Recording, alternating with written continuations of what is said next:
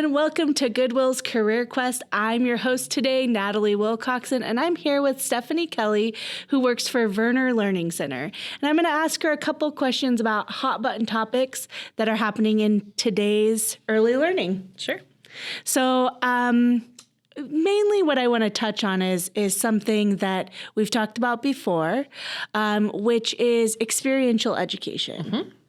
So can you give me like an example of experiential education, like a real, like a child coming into your learning center, and what would that be like? Sure. So it really starts very early on in a child's life.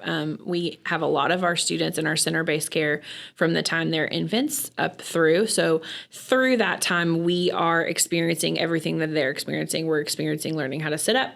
We're experiencing learning how to stand, how to walk, et cetera, et cetera. And then every experience that a child has, we document. We do a lot of documentation at Verner. So we're taking photographs, we're writing stories about what the child's doing, why it's important, what they're learning from it.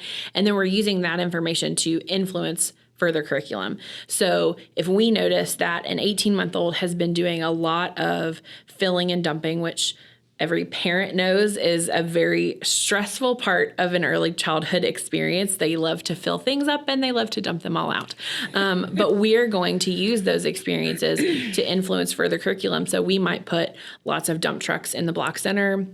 We might, out in the sandbox, put a lot of dump trucks. We might put materials that they can pile into the truck and move through the classroom and then dump out again. So everything that we're doing is really intentional, really thought out, so that we can make sure that children are having meaningful, impactful, powerful interactions. And so that type of, those impactful, powerful interactions, how do those go on to influence kids later in their development and later in their education? So I'm sure everyone can remember a time where they were sitting in a class and the teacher was just droning on about things and you're having to recite things and you don't remember those things. Those are not the things that once you get older, you look back on and go, oh, I remember in the second grade we did this. I personally remember making stone soup in elementary school. And that was an experience. I don't remember a Spanish test that I had in elementary school. I don't remember doing, all of these other things that were just rote memorization. But those experiences where a child is involved hands-on in the learning, those are the things that they remember. And then those influence their future learning in a lot of different ways.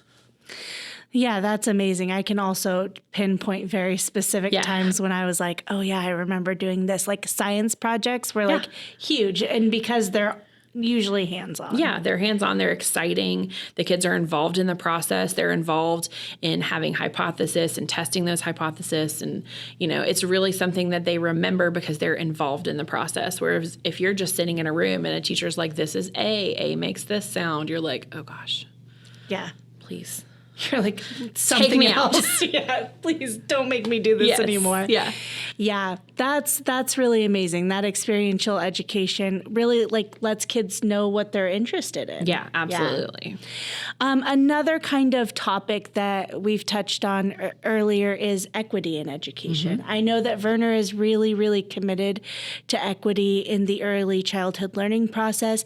Can you give us kind of some examples or talk a little bit about equity in education? So like many companies over the last several years, Verner has been looking at what does it look like to be a BIPOC member of our community as a family member, as a child, as a staff member. We're trying to make sure that different languages are used in all of our classrooms so that we're really helping a child feel like this is a place where they can be. One of those things, which is often a very hot button issue, is for LGBTQIA plus families to feel comfortable and welcome. So our books are going to have all different types of families, 2 moms, 2 dads, 2 parents that don't identify either way, a 1-parent household, a grandparent raising grandkids.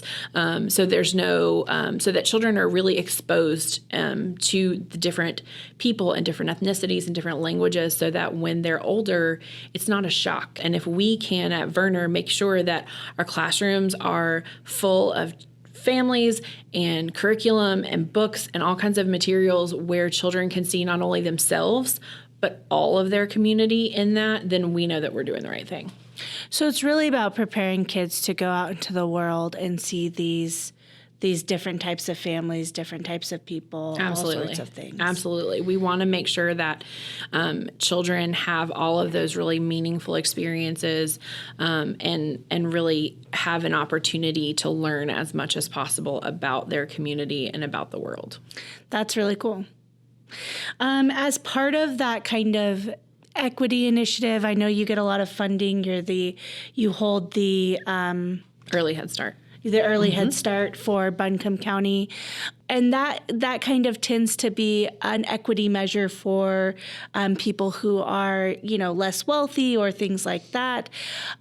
What do you provide at your kind of early childhood centers that allow for those kiddos that don't have maybe as much wealth as somebody else? Sure. So because a lot of our program is Early Head Start, that's a big bulk of our program. We do have families who are on the lower socioeconomic end of that spectrum.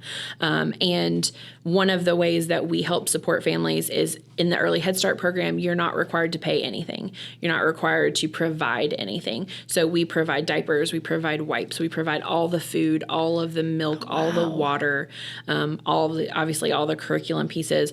We have amazing family advocates at Verner whose job is to help be a resource to the Early Head Start families. So they're constantly going to food pantries and clothing closets and things like that to help make sure that a family has an appropriate car seat, or that the child has a coat when it's getting cold, or things like that. So we really try to make sure that we can not only acquire materials for families if they need them, but also get them in touch with programs in Western North Carolina that can help them. How important is something like nutrition to education? Nutrition, you mentioned food banks and things like that. So nutrition is really important to education.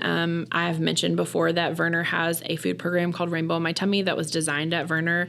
The big part of Rainbow in My Tummy is that we're providing a colorful plate for children. So the food that's on their plate is not just all brown or not just all green. There is a really delicious meatloaf paired with edamame, paired with mango, and so that the plate is really colorful, and we know that that means that they're getting all the nutrients that they need. We are also very passionate about the farm to table experience. So at Verner, we have a lot of gardens. We call them the veg gardens, the Verner experiential gardens.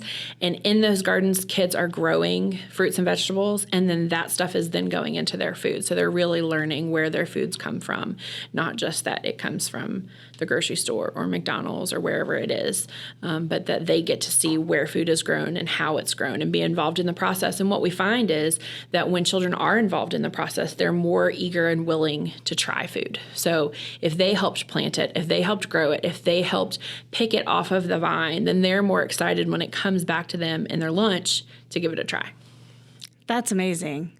Have you, you have this based at your Rainbow in My Tummy is based out of Verner. Did you guys, are you kind of expanding that in any way? So we have in the past. We're not currently. There's a whole Rainbow in My Tummy curriculum that has been shared across the nation. There's other programs that are using it. There's other programs in Asheville that are using Rainbow in My Tummy. And so we definitely have shared it in the past. People have been able to implement it in their program. We're not currently doing it. We don't have a Rainbow in My Tummy director at this moment, but it is something that we're always interested in. Well, that is amazing. It sounds like, once again, that you guys are doing just amazing work at Verner, kind of trying to capture this idea that education starts, before birth. Absolutely. And is all about the whole child and helping kids get that really solid foundation that becomes the foundation for their entire life, basically. Yeah. So, wow, you guys are doing great stuff there. Thanks.